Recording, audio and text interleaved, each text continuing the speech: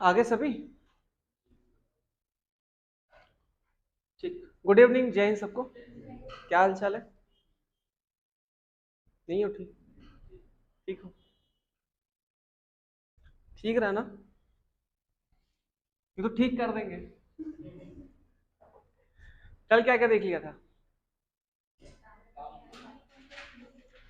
ताम्रपाषाण काल।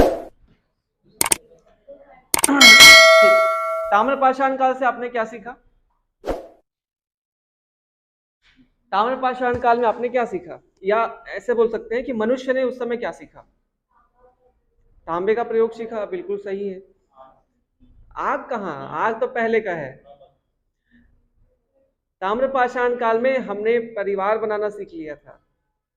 हमने समुदाय, कम्युनिटी बनाना सीख लिया था। हमने एक समाज बना लिया था और हमने संस्कृतियों का विकास भी कर लिया था। ये सब कब की घटना है? ताम्रपाषाण काल की घटना है। ठीक है। हमने कल देखा था पूरा स्ट्रक्चर कि कैसे संस्कृतियों का विकास होता है और कैसे कैसे करके जो मनुष्य का या मानव की जो सभ्यता है वो एक जन्म लेती है। ये ताम्रपाषाण काल का हिस्सा था। ताम्रपाषाण काल में हमने देखा मेनली 4 अलग अलग प्रकार की सभ्यताएं, या सॉरी सभ्यता नहीं, संस्कृतियां हमको मिली थी। और भी बहुत सारे हैं, लेकिन ये जो इंपॉर्टेंट है उसकी हम लोग चर्चा किए थे। ताम्रपाषाण काल, एक तो ध्यान रखना, नवपाषाण काल के अंतर्गत ही आया था। और ताम्रपाषाण काल में केवल हमको तांबा मिला था, यूज उसका हुआ नहीं था, तो इसलिए वो पाषाण काल ही था एक्चुअल में। लेकिन चूंकि हमारे पास तांबा था तो हमने उसको रख दिया किसमें? ठीक है, ताम्रपाषाण काल में। लेकिन अभी भी लोगों की जो डिपेंडेंसी थी वो पत्थरों पे ज्यादा थी, है ना। उनके जीवन का आधार अभी भी क्या था? पत्थर ही थे, है ना। और थोड़ी बहुत संस्कृतियां निर्मित होने चली थी, तो वो हमने देखा था। पहली संस्कृति जो इंपॉर्टेंट थी, आहर संस्कृति। कौन सी नदी के तट पर मिला था? बनास नदी के तट पर मिला था। इसीलिए क्या कहा जाता है इसको? बनास कल्चर भी कहा जाता है, बनास संस्कृति भी कहा जाता है। एक और नाम दिया था हमने इसको, ताम्रवती संस्कृति भी इसको कहा जाता है। ठीक है। दूसरा कौन सा देखा था? जोरवे। कहाँ? महाराष्ट्र। और जोरवे के अंतर्गत हमने 2 स्थान देखे थे। कौन कौन से? इनाम गांव। इनाम गांव से क्या मिला था? मातृ देवी की मूर्ति मिली थी। ठीक। इनाम में मातृ देवी की मूर्ति मिली थी, ऐसा याद किए थे पर। और एक चीज क्या हुआ था? दायमाबाद। तो दायमाबाद से हमको क्या मिला था? तांबे का रथ मिला था। ठीक है। तो दाम देकर आपने क्या खरीदा था? और इनाम में क्या मिला था? और दोनों को क्या कर लिए थे? जोड़ के कहाँ चले गए थे? महाराष्ट्र चले गए थे, है ना बालाजी? महाराष्ट्र, महाराष्ट्र। इसके बाद लास्ट हमने देखा था एक मालवा देखा था, मालवा संस्कृति जो कि मध्य प्रदेश में है। और एक कायथा संस्कृति जो कि सिंधु नदी घाटी क्षेत्र में हमको प्राप्त हुई थी। और फिलहाल वो भारत में नहीं है, अब सिंधु या सिंध प्रांत पाकिस्तान में पड़ता है। ठीक है। इसके बाद जब ये कल्चर थोड़ा और उठा, थोड़ा और लोग डेवलप हुए, इसके बाद हमने एक नई सभ्यता प्रकाश में आ गई थी हमारे विश्व के पटल में, और उसे हम क्या कहते हैं? सिंधु घाटी सभ्यता। सिंधु घाटी सभ्यता का टाइम पीरियड कार्बन डेटिंग के अनुसार कौन सा था? 2500 बीसी टू 1750 बीसी। लगभग 750 साल का इसका इतिहास रहा, और दुनिया का सबसे समृद्धतम इतिहास में से एक है सिंधु घाटी सभ्यता का इतिहास। इस सभ्यता ने हमारी संस्कृति को और हमारे इतिहास को एक सुनहरा भविष्य दिया। मतलब जिन लोगों ने हमारे बारे में सोचा था कि हमारी सभ्यता जो है वो 300-400 साल पुरानी है, मेरे लिए 1000 साल पुरानी है, उनको एक गहरा आघात पहुंचा था, गहरा झटका पहुंचा था। उनको जब पता चला कि इनकी सभ्यता कम से कम 5000 साल पुरानी है।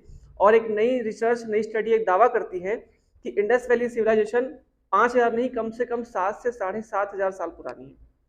अब चूंकि ये रिसर्च जो है वो अभी तक प्रमाणित नहीं हो पाई है, हो जाएगी जल्दी से, तो फिर इसका इतिहास और ही कुछ आपको पढ़ना पड़ेगा। ठीक है। अभी और बहुत कुछ पढ़ने खुलने बाकी है। अगर इसकी लिपि में क्या मिला है, क्या लिखा हुआ है, अगर वो हम लोग पढ़ लेते हैं तो फिर वो तो और एक आश्चर्यजनक पहलू आपके सामने ला सकता है। तो फिलहाल अभी हमारे को केवल उतना ही पढ़ना है जितना आपके एग्जाम के दृष्टिकोण से जरूरी है। हमने पूरी जर्नी देखी थी कि कैसे सिंधु घाटी सभ्यता की खोज हुई। कुछ संस्थाओं के नाम देखा था हमने, जैसे एक संस्था देखा था कौन सी, जो 1784 में पैदा हुई थी, एशियाटिक सोसाइटी ऑफ बंगाल। संस्थापक कौन थे? William Jones. ये नाम बड़ा इंपॉर्टेंट है। इनका काम क्या था? पुराने जो टेक्स्ट होते थे एशिया के जितने भी अलग अलग भाषाओं में, जैसे संस्कृत में, मांdarin में, मतलब जो चाइनीज की भाषा है, तो उनके जो टेक्स्ट थे उनको इंग्लिश में वो कन्वर्ट करते थे। ठीक है, तो हमारे वेदों का कुछ कुछ उन्होंने किया था अध्ययन, और उसके बाद उसको कन्वर्ट किया। जैसे संस्कृत में जितने भी लिटरेचर मिले, अभिज्ञान, शकुंतलम, ये सब का उसने क्या किया था? कन्वर्ट किया था इंग्लिश में। ठीक है, और इसी कड़ी में इतिहास लिखना भी इन्होंने प्रारंभ किया था। अब चूंकि पुरानी चीजें अब मिलेगी तो इतिहास का पाठ ही हो जाएगी, और हमारे यहाँ कोई संस्था थी नहीं पहले कि कोई इतिहास के बारे में अध्ययन करता हो। ठीक, तो ये संस्था बताई थी, इससे क्वेश्चन आता है। इसके बाद सिंधु घाटी के संदर्भ में हमें 1826 में घटना देखने को मिलती है। 1826 में कौन सी घटना घटी थी? चार्ल्स मेसन नामक एक सैनिक थे ईस्ट इंडिया कंपनी के, जो कि एक पेशेवर तो नहीं कह सकते उसको, लेकिन एक मतलब एक हॉबी के अनुसार, उनकी हॉबी क्या थी? पुरातन चीजों का अध्ययन करना इनकी हॉबी थी। ठीक, नए नए चीजों जगहों को एक्सप्लोर करते थे। तो इन्होंने पंजाब के साहिवाल नामक स्थान में क्या देखा? एक किला देखा। ठीक है, जिसके आसपास या जिसके नीचे कुछ दबे होने के संकेत उनको मिले। अब लेकिन हमारे पास या उनके पास ऐसा कोई समय साधन नहीं था कि उसकी जांच की जा सके, और हमारे पास कोई ऐसी संस्था भी नहीं थी जो उनके बातों को गौर किया करे और उस पर आगे काम करे, वहां पे सर्वे काम। तो वहां पे फिर ये चीज ठंडे बस्ते में चला गया, इसका कोई वैल्यू नहीं था। इसके बाद एक महत्वपूर्ण संस्था हमको देखने मिलती है 1861 में, 1861 में। 1861 में हमारे पास एक नई संस्था ने जन्म लिया जिसका नाम था ASI, archaeological survey of India. ठीक है, तो इस संस्था ने अच्छा, इसके संस्थापक कौन? कनिंघम को माना जाता है। ठीक है, ये मतलब मेजर जनरल के रैंक से रिटायर्ड हुए थे कंपनी से, और उसके बाद फिर उन्होंने पुरातत्व के क्षेत्र में काम करना स्टार्ट किया था। तो फिर वो इस संस्था के भारत में संस्थापक माने जाते हैं। ठीक है, अकेले नहीं थे, उनके साथ और भी थे, जैसे वैगलर उनके सहयोगी थे, है ना। तो ये सारी चीजें ध्यान रखना। लेकिन इनके अंतर्गत भी इंडस वैली वाले क्षेत्र में कोई ऐसा काम नहीं किया गया। इसके बाद 1900 में कौन बना इसका अध्यक्ष? John Marshall. और जॉन मार्शल 1947 तक इस पद पर बने रहे। ये लिखे थे ना कल? ठीक, नहीं लिखे थे सर। 1900 में उनको क्या बनाया गया? ASI का अध्यक्ष बनाया गया, और जब तक भारत आजाद नहीं हो गया तब तक वो थे उसी पद पर। उन्हीं के संरक्षण में, उन्हीं के देखरेख में क्या हुआ? हड़प्पा नामक स्थान पे खुदाई की गई। ठीक, कौन थे खुदाई करता? राय बहादुर दयाराम साहनी। और इनको क्या मिल गया? हड़प्पा का पूरा नगर मिल गया। तो इसी को हम लोग जानते हैं हड़प्पा सभ्यता के बारे में। ठीक है, तो आपसे क्वेश्चन पूछेगा हड़प्पा सभ्यता के खोजकर्ता कौन थे? दयाराम साहनी। दूसरा क्वेश्चन करेगा कि हड़प्पा सभ्यता की जब खोज की गई उस समय ASI के अध्यक्ष कौन थे? सर जॉन मार्शल थे।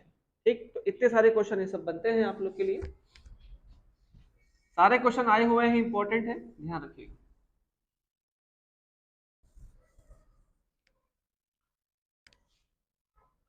चलिए आगे देखते हैं।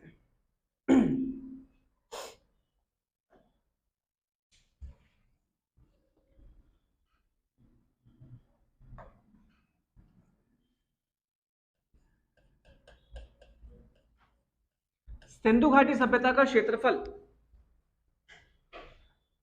एक लंबा चौड़ा एरिया कवर करता है सिंधु घाटी सभ्यता, और ये लगभग इस प्रकार के इलाके में ऐसा फैला हुआ है, त्रिभुजाकार, ट्रायंगल बनाते हुए इसका आकार आपको मिलेगा। ये क्वेश्चन आया हुआ है कि इसका मैप कैसा है। जैसे छत्तीसगढ़ का मैप कैसा दिखता है? हॉर्स, सी हॉर्स ना। तो वैसे ही ये सभ्यता जो है वो उसका आकार कैसा है? ट्रायंगल जैसा। ठीक है, और 12,99,600 वर्ग किलोमीटर में ये फैला हुआ है। लगभग 13 लाख वर्ग किलोमीटर।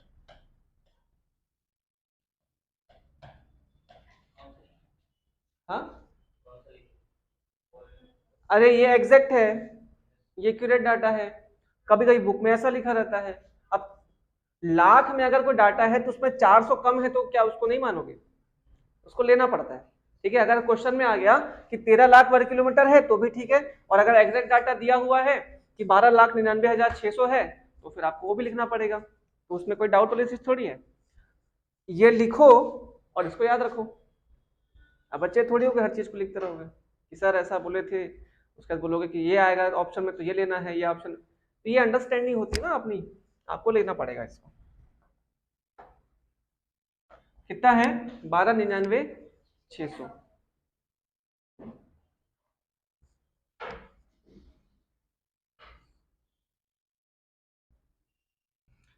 कहां कहां तक फैला है बताइए, चलिए पुराने लोग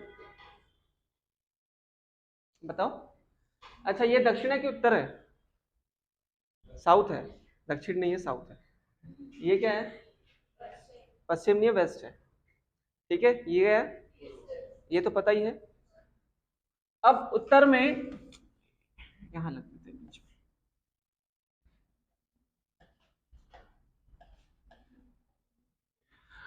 उत्तर में कौन से राज्य तक फैला है? जम्मू एंड कश्मीर। ठीक। दक्षिण में महाराष्ट्र। पश्चिम में, अच्छा मैं राजस्थान सुना, पाकिस्तान। ठीक है, और पूर्व में यूपी तक। ठीक है, तो भारत का 3 राज्य इसकी सीमा बनाता है और एक पाकिस्तान का। ठीक, पाकिस्तान तक जाता है। अगर मानो पाकिस्तान तो नहीं तो वो भी तो भारत ही है ना। हम मानते ही नहीं, हम मानते ही नहीं, हम उनमें से नहीं जो पाकिस्तान को पाकिस्तान एक नया देश मानते हो, है ना। किसी भी देश के अस्तित्व के लिए अगर उसको साबित करना है कि दुनिया में उसका अस्तित्व है तो कम से कम उसको 5,000 साल का इतिहास होना चाहिए। कितना? अभी तो ले देखे 50 हुआ है, तो कैसे मान लें? ऐसे भारत का अस्तित्व कितने साल का है? इतिहास के मुताबिक 5,000 साल का है, लेकिन अगर सनातन जो टेक्स्ट है उसमें आप देखोगे तो हजारों और लाखों साल पुराना है। ठीक, तो हमारे पास तो खुद का इतिहास है, इनके पास क्या है? इनका तो अस्तित्व हमारे बिना है ही नहीं। जम्मू कश्मीर में कौन सा शहर है जो इसकी सीमा बनाता है? कौन सा? मांडा। ठीक है, जम्मू कश्मीर में मांडा शहर इसकी सीमा बनाता है। महाराष्ट्र में दायमाबाद। ठीक है, महाराष्ट्र में दायमाबाद। पाकिस्तान में है सुतका गेंडोर। सुतका गेंडोर एक मूवी आई थी, एक मतलब सीरीज थी, वो सीरीज नहीं मतलब मूवी की सीरीज थी, लॉर्ड ऑफ द रिंग्स। उसमें एक कैरेक्टर था गैंडोल्फ के नाम से, उसी से याद कर लो इसको। पाकिस्तानी था ऐसे करके। नहीं देखे हो? देखे हो ना, क्या देखते हो। ठीक है, उत्तर प्रदेश में आलमगीरपुर। आलमगीरपुर, ये इसकी सीमाएं हैं। ठीक, जम्मू कश्मीर मांडा, दायमाबाद महाराष्ट्र, यूपी आलमगीरपुर और सुतका गेंडोर पाकिस्तान में। ठीक, ये इसकी उत्तर दक्षिण पूर्व पश्चिम की शहरी सीमा है। इसके बाद वो नदी भी पूछता है कि कौन कौन सी नदी है यहाँ पे जो इसकी सीमाएं बनाती है। तो मांडा कौन सी नदी के तट पर है? मांडा है चिनाब नदी के तट। चिनाब। ठीक, दायमाबाद कौन सा है? रबरा। अरे ट्रिक भूल गया क्या? ट्रिक याद रखो ना, मादासुआ, चिप्रदाही।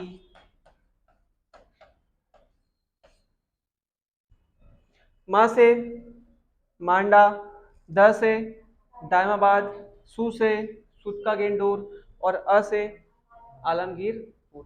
ठीक, वैसे ही इसका ट्रिक याद रखो नदी का, चिप्र राही, ची से चिनाव, प्र से प्रवरा, सुत का गेंडोर है दास्क नदी के तट पर, दास्क, और ही से हिंडन, हिंडन। तो ये हो गए उसकी सीमाएं, राज्य की भी, शहर की भी, और नदियों की भी। हर शहर जो बड़ा होता है वो किसी ना किसी नदी के तट पर बसा होता है। जैसे रायपुर कौन सा तट पर है? खारून नदी के तट पर।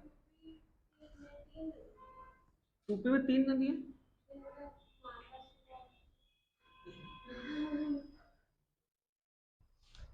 ची से चिनाव, प्र से प्रवरा, द से और ही से हिंडन। ठीक है, रायपुर कौन सी नदी के तट पर है? खारून। दुर्ग, वो भी तो खारून में ही है, एक तरफ दुर्ग है, लेकिन वो सिटी नहीं है, वो है। दुर्ग को आप बोल सकते हो शिवनाथ के तट पर, खारून के तट पर नहीं बोल सकते, क्योंकि वो तो जिला है ना। अब आप जिले की बात, लेकिन हम तो शहर, ऐसे रायपुर शहर के तट पर ही है, लेकिन जो आप जिस दुर्ग की बात कर रहे हो तो जिला है, वो शहर कहाँ पे है? और शहर के बीच से कौन सी नदी जाती है? शिवनाथ। ठीक, चलिए यहां तक क्लियर है, कोई दिक्कत? क्षेत्रफल बताइए कितना है? 12,99,600। ठीक, उत्तर में कौन सा शहर? शहर, शहर वो तो नहीं पूछेगा आपसे कौन सा राज्य है, शहर पूछेगा। उत्तर में कौन सा शहर? दक्षिण में? पूर्व में? सुत का गेंडोर, सॉरी, अरे पूर्व थोड़ी है इधर, इधर पूर्व बोल दिया था, इधर पूर्व बोल रहे हो। इधर कौन सी नदी है? सॉरी, शहर सुत का गेंडोर, और पूर्व में आलमगीरपुर। ठीक है, उत्तर में नदी चिनाब, ठीक, दक्षिण में नदी, पश्चिम में नदी, और पूर्व में हिंडन नदी। ठीक, कोई दिक्कत नहीं है, सब एक बार में याद हो जाता है आप लोग को।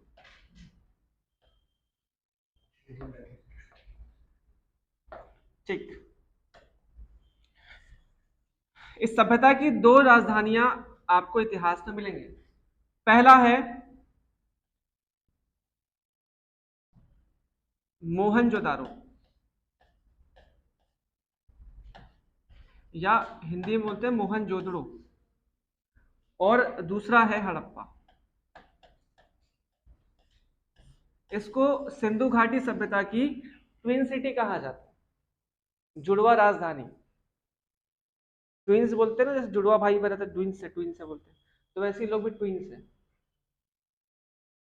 दोनों को ही क्या कहा गया है? इस सभ्यता की राजधानी कहा गया है। मेन राजधानी ध्यान रखना, अगर आपसे क्वेश्चन पूछ लिया कि राजधानी क्या थी और ऑप्शन में दोनों होगा, तो मोहनजोदारो मेन है राजधानी में, लेकिन इनको जुड़वा राजधानी भी कहा गया है। दोनों को ही कुछ कुछ इतिहासकारों ने इसको राजधानी माना है, तो आपको दोनों लेना पड़ेगा।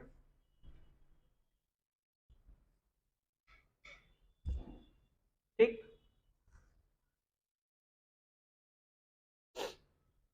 आगे बढ़े, चलिए आइए देखते हैं नए शहरों के बारे में। पहला शहर है हड़प्पा। इंडस वैली सिविलाइजेशन में जो पहला शहर मिला उसका नाम था हड़प्पा, और इसीलिए इस सभ्यता को आप जितने भी बुक है, जितने भी टेक्स्ट बुक है, उन सब में आपको हड़प्पन सिविलाइजेशन ही मिलेगा। इंडस वैली का नाम कम मिलता है, हड़प्पन सिविलाइजेशन कहा जाता है ज्यादातर। तो जब आप मेंस में जाएंगे तो कोशिश करना, अगर इससे क्वेश्चन आ जाए तो आप हड़प्पन सिविलाइजेशन ही इसको नाम देना, ज्यादा सही रहता है, ज्यादा अच्छा लगता है, मतलब भार होता है हड़प्पन सिविलाइजेशन।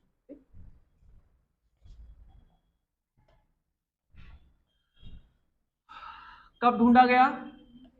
1921, 1921।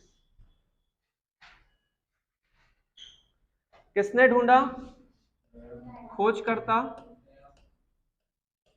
इनका नाम पूरा लिख लीजिएगा, राय बहादुर, दयाराम साहनी।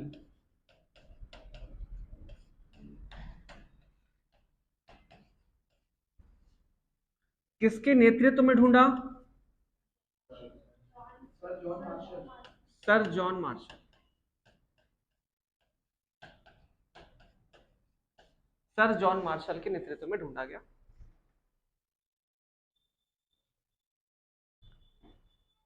साइट कहां पे है इसकी? साइट कहां पे है? पाकिस्तान के रावी नदी के तट पर। जिला का नाम मांट गोमरी। ठीक, मांट गोमरी डिस्ट्रिक्ट, पाकिस्तान, रावी नदी के तट पर इसको ढूंढा गया।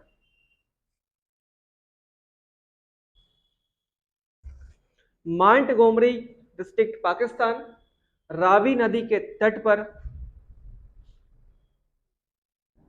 इसके साइट मिले, इसकी खुदाई हुई और एक बड़ी सफलता थी भारतीय पुरातत्व और भारतीय इतिहास के क्षेत्र में।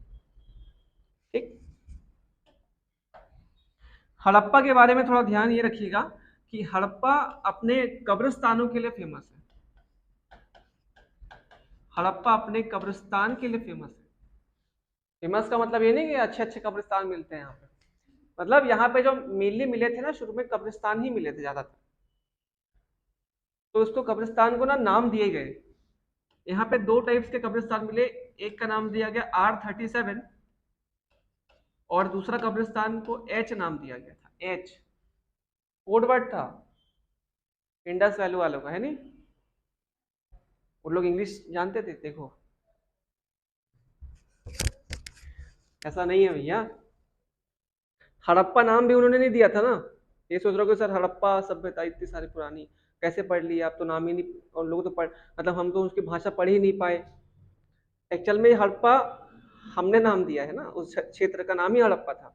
तो हड़प्पा, जैसे रायपुर से अगर निकल जाता कोई इंडस वैली का साइड तो उसको रायपुर सिविलाइजेशन बोल देते, है ना? तो वैसे ही क्या है, इसको नाम दिया गया R37 और H। क्वेश्चन पूछा है R37 क्या है, यूपीएससी ने पूछा था कि R37 क्या है, तो क्या है? कब्रिस्तान है, ग्रेवयार्ड से। ठीक है, चलिए।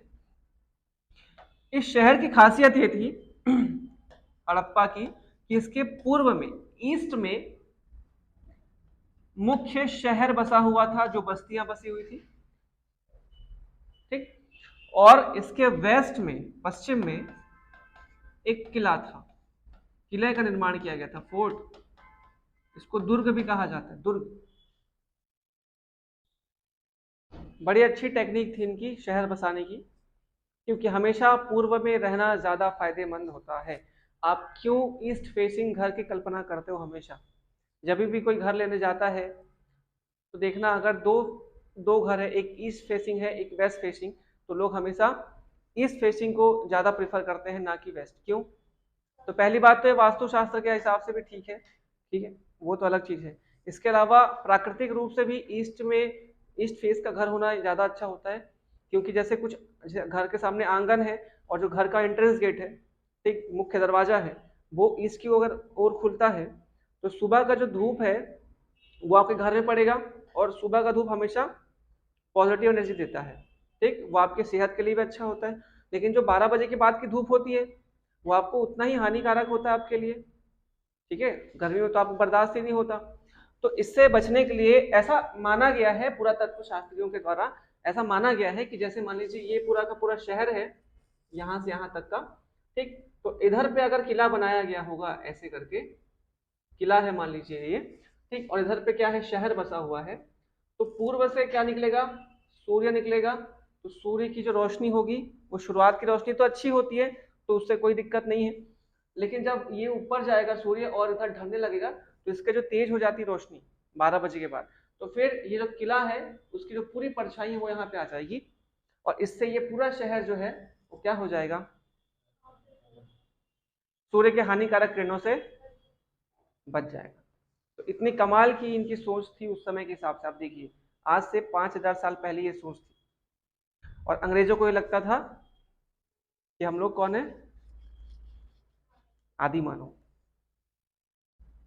ये सब पढ़ोगे तो कैसे बताओगे इनको जब इंग्लैंड जाओगे वापस? आप लोग जाओगे कि नहीं जाओगे? इंग्लैंड जाना घूमने के लिए नहीं, उनको बताने के लिए कि हम लोग कौन थे।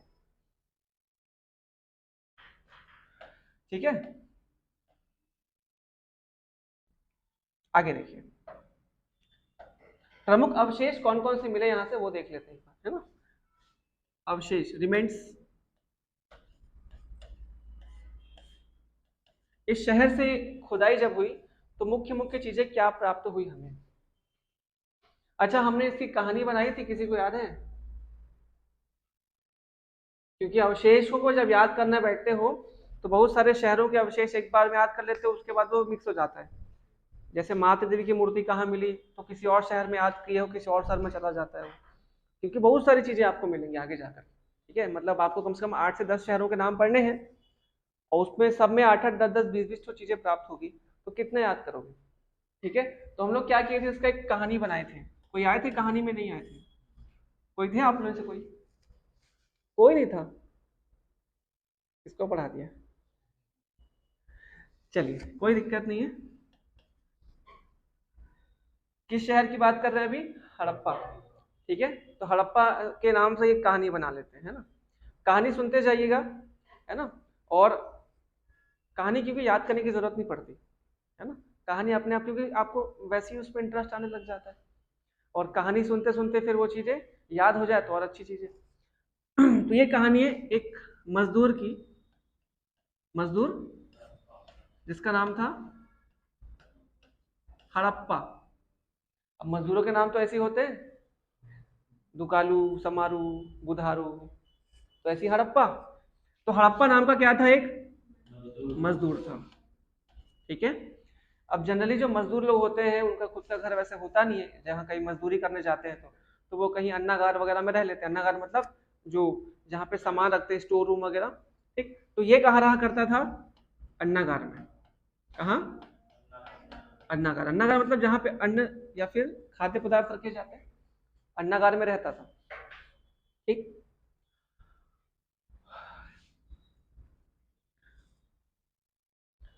मजदूरों को आप जानते हो कि थोड़े से लोग धार्मिक प्रवृत्ति के ज्यादा रहते हैं, मतलब धर्म के प्रति उनका लगाव कुछ ज्यादा ही रहता है। जैसे आप पढ़े लिखे ज्यादा हो तो आप थोड़ा सा कम मंदिर जाओगे, लेकिन ये लोग बुधवार को जाते हैं तो जाएंगे, चाहे दुनिया यहाँ से वहां हो जाए। अगर 9 दिन का माता का भजन करना है तो करेंगे रात भर जाग के, भले सुबह नहीं उठ पाएंगे मजदूरी में जाने के लिए, लेकिन करते ही है ना। तो इनमें जो मजदूर कैटेगरी होती है उनमें ज्यादा ये होता है भक्ति भाव वाली भावना, ये मैंने महसूस किया भाई। तो ये किसका भक्त था? मातृ देवी का। किसका? मातृ देवी की पूजा किया करता था।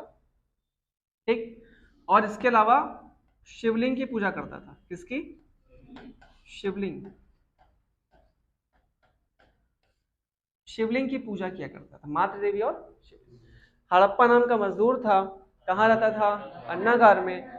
ठीक है, मातृ देवी और शिवलिंग की पूजा किया करता था।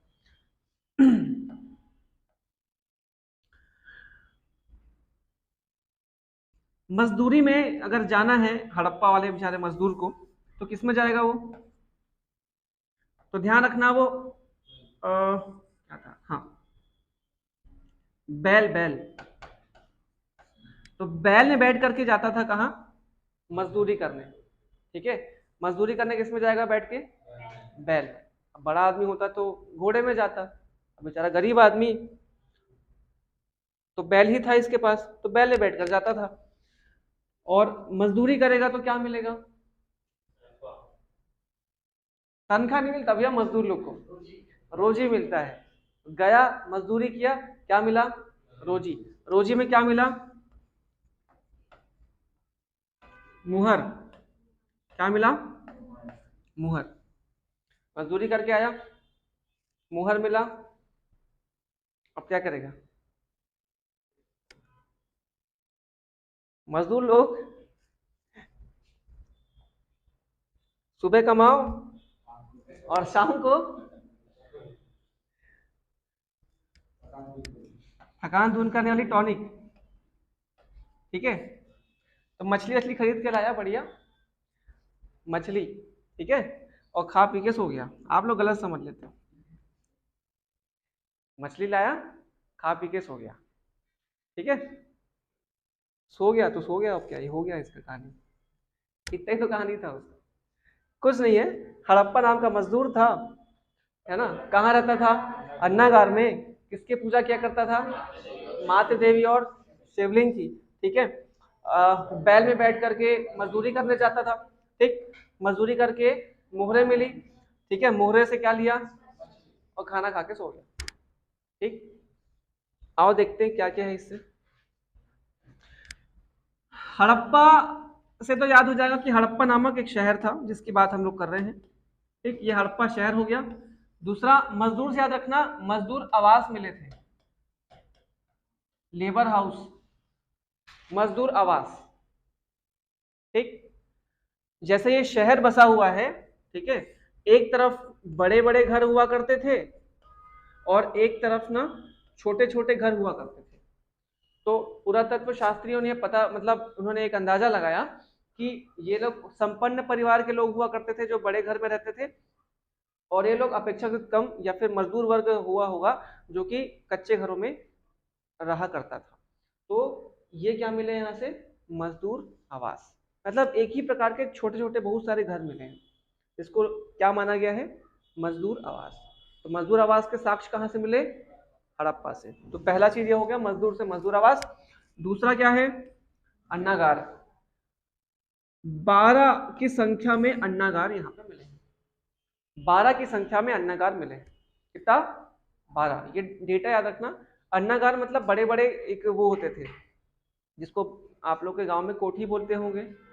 अब पहले, अभी तो नहीं होता, लेकिन पहले क्या होता था कि बड़ा सा एक कोठी होता था, तो साल भर के लिए जितना अनाज आपको लगता था ना, उसको पूरा उसमें भर के रखते थे, ठीक है। फिर उसको बीच बीच में कुटवाने लेकर जाते थे, उसके बाद फिर वो धान को फिर, है ना, उसका यूज करते थे खाने में। तो ये अन्नागार मिले कहाँ से, हड़प्पा से, ठीक है। मातृ देवी की मूर्ति मिली है, क्या मिली है, मातृ देवी की मूर्ति। अच्छा, एक और चीज याद रखना, उर्वरा देवी, उर्वरा देवी की भी मूर्ति यहां से मिली है, उर्वरा देवी, ठीक। उर्वरा देवी, गॉडेस ऑफ फर्टिलिटी, उर्वरा देवी, मतलब एक मूर्ति यहां से मिली है एक महिला की, ठीक है, देवी का रूप माना गया है उनको, जिनके गर्भ से पौधा निकला हुआ है, छोटा सा पौधा, पत्ती वत्ती निकले हुए। तो ऐसा माना गया है कि इनको उर्वरता की देवी, है ना, होगी, जिसकी पूजा ये लोग करते थे। तो किस किस की पूजा करता था, मातृ देवी, उर्वरा देवी और शिवलिंग।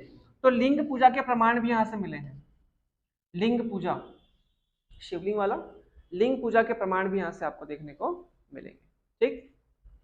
तो ये तीन चीज याद रखना उनके पूजा पाठ से, एक मातृ देवी, एक शिवलिंग और एक उर्वरा की देवी, है ना।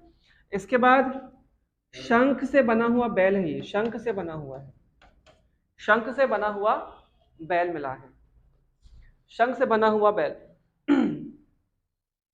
शंख से बना हुआ बैल, छोटा वाला, ऐसे जो खिलौना टाइप का रहता है, शोकेस में रखते हैं वैसे, ठीक। इसके बाद सर्वाधिक अभिलेख युक्त मुहरे यहां से मिली है, अभिलेख युक्त मुहरे, मतलब मुहरों को अभिलेखित किया गया था यहाँ पे। तो सर्वाधिक अभिलेख युक्त, इंस्क्रिप्टेड सील्स, अभिलेख युक्त मुहरे मिली है। हालांकि हम उसके अभिलेखों को पढ़ पाने में अभी तक सफल नहीं हो पाए हैं, जिस दिन पढ़ लिया हो सकता है कुछ और अच्छा हमको जानने को मिल जाए, ठीक। एक्चुअल में साइन लैंग्वेज है ये भी, ये टोटल शब्दों पे इनकी भाषा नहीं है, साइन लैंग्वेज पे है, ठीक है, जिसमें चित्रों का भी प्रयोग किया गया है और शब्दों का भी प्रयोग किया गया है, तो इससे मिक्स है। अगर केवल शब्द होते तो एक बार कोड कर लेते, लेकिन इसमें चित्र भी है और शब्द भी है, ठीक है। गुस्त्रोफेदन शैली कहा जाता है इनकी, आगे बताऊंगा, ठीक। मछली से ध्यान रखना, यहाँ पे एक प्लेट मिला है, प्लेट, प्लेट, जिसमें मछुआरे के चित्र अंकित है। मछुआरा, मछली से मछुआरा याद रख लेना, मछली से याद रख लेना मछुआरा। एक मछुआरा ऐसे करके ना डंडी में वो लेके पकड़ा है, पीछे मछली है, तो ऐसे करके एक प्लेट में चित्र बना हुआ है।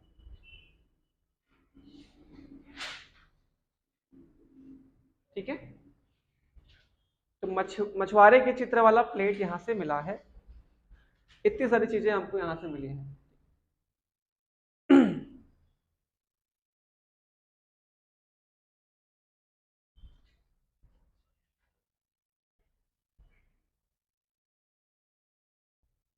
चलिए, तो इस शहर के बारे में आप इतना याद रखिएगा। होने को तो और बहुत सारी चीजें हैं यहाँ से, कि जितना बहुत पढ़ोगे आप कम है। एक एक शहर पे अभी भी रिसर्च चल रहा है, मतलब जितने यहाँ पे बड़े बड़े, जैसे धौलावीरा जिसपे अभी सबसे ज्यादा रिसर्च चल रहा है, धौलावीरा। ठीक, एक एक शहर पे इतने इतने रिसर्च हुए हैं कि आप उसको पढ़ते पढ़ते तो आपकी पूरी लाइफ निकल जाएगी। ठीक, तो हमें उतना तो नहीं पढ़ना है, हमें केवल उतना ही पढ़ना है जितना हमारे काम का है, और इतना ही हमारे काम का है। क्या क्या काम का है एक बार रिपीट कर लेते हैं, बता दीजिए। हड़प्पा कौन से जगह पे मिला? पाकिस्तान, रावी नदी के तट पर। किसने ढूंढा? दयाराम साहनी। कब? 1921। क्यों फेमस है ये? यहाँ पे कब्रिस्तान मुख्यतः मिले, दो प्रकार के नाम दिए गए, एक R37, दूसरा H। ठीक, शहर की बसाहट कैसी है? ये तो पूरे सभ्यता ट्रायंगल है ना, ये मैं शहर की बात कर रहा हूँ, हड़प्पा। इसके पूर्व में शहर है, बस्तियां हैं, और पश्चिम में क्या है? किला बसा हुआ है, ये ध्यान रखना। ठीक, प्रमुख प्रमुख अवशेष यहाँ से क्या मिले हैं? मन में क्या बोलो? कहानी, और उसको फिर जो मिला है उसको अपने मुंह पे बोलना है, कहानी मत सुनाना। तो पहली चीज मजदूर आवास, लेबर हाउस। दूसरा अन्नागार, जिनकी संख्या कितनी है?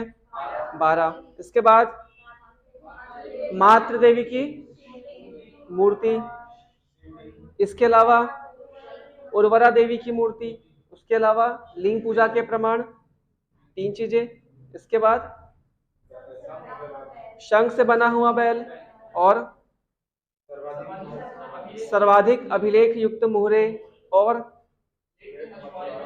प्लेट में मछुआरे का चित्र मिला है। तो इतनी चीजें आपको यहाँ से मिली है। कहानी याद हुआ है ना?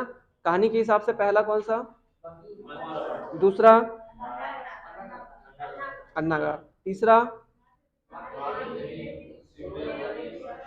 शिवलिंग, चौथा बैल, ठीक, पांचवा मुहर, हाँ वही है।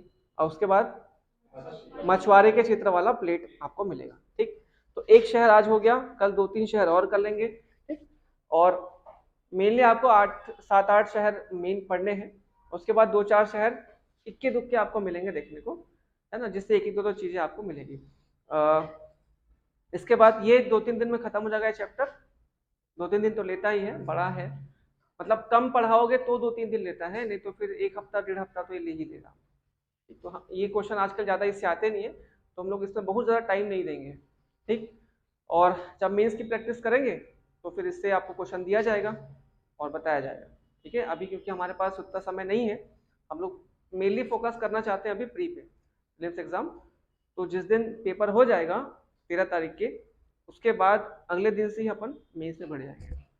ठीक है, तो फिलहाल आज के लिए इतना ही, कल मिले। चलिए, थैंक यू।